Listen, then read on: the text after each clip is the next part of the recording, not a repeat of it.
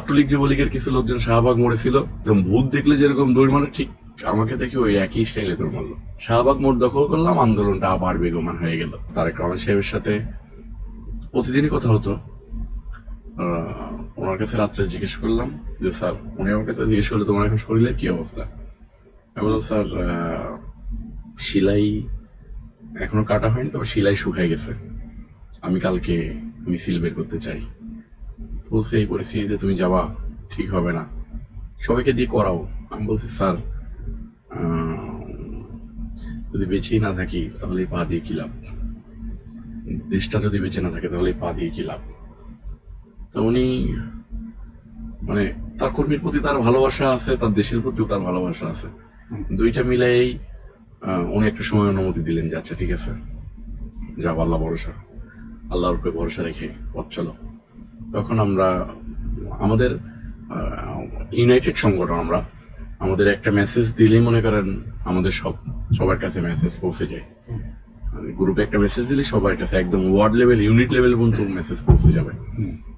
আমি মেসেজ দিয়ে দিলাম যে কালকে সকালবেলা আমরা শিল্পকলার সামনে থেকে, শিল্পকলা মানে যে দুদকের ওই এলাকাটা আর কি, বললাম যে ওইখান মৎস্য ভবন দুদক, আমি বললাম যে ওইখান থেকে মিছিল নিয়ে আমরা শাহবাগ মোড়ে যাব, এবং সবাই কাঁচা বাঁশের লাঠি এবং স্টাম্প, ক্রিকেট খেলা স্টাম্প আছে না, স্টাম্প এবং ব্যাট আর যার সাথে যা থাকবে নিয়ে সবাই মুভমেন্টে চলে আসবে। বিশ্বাস করেন ভাই, হাজার হাজার লোক, আপনি তো ভিডিওটা দেখেছেন নিশ্চয়ই, হাজার হাজার লোক, মানে পুলিশ অসহায় হয়ে গেল ওই লোক আর ওই বাঁশের লাঠি দেখে। ছাত্রলীগ যুবলীগের কিছু লোকজন শাহবাগ মোড়ে ছিল, আমার কাছে মনে হলো যে তারা মনে হয় একদম ভূত দেখলে যেরকম দৌড় মারে ঠিক আমাকে দেখে ওই একই স্টাইলে দৌড় মারলো। তো আমরা চাচ্ছি আমাদের সাথে মিছিলে লোক অ্যাড হচ্ছে, ছোট ছোট শিশু বাচ্চারা অ্যাড হচ্ছে, নারীরা অ্যাড হচ্ছে।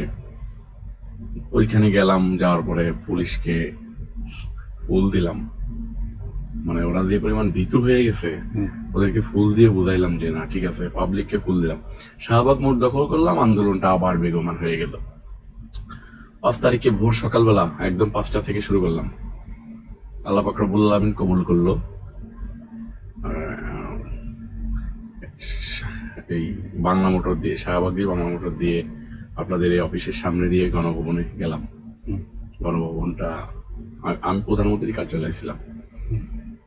ওই জায়গা থেকে যখন বিদায় নিলেন তখন আল্লাহ পাক রব্বুল আলামিনের কাছে শুকরিয়া আদায় করে চলে আসলাম। এই 5 তারিখ আমার কাছে 5 তারিখের পরে জনাব তারেক রহমান এবং দেশনেত্রী বেগম খালেদা জিয়ার নির্দেশনায় থানা, বিভিন্ন প্রতিষ্ঠানগুলো পাহারা দেওয়া ছাড়া এরপরে আমার কাছে আর কোনো কাজ নেই। সংগঠন গোছানো, এই কাজ চলে যাচ্ছে জীবন।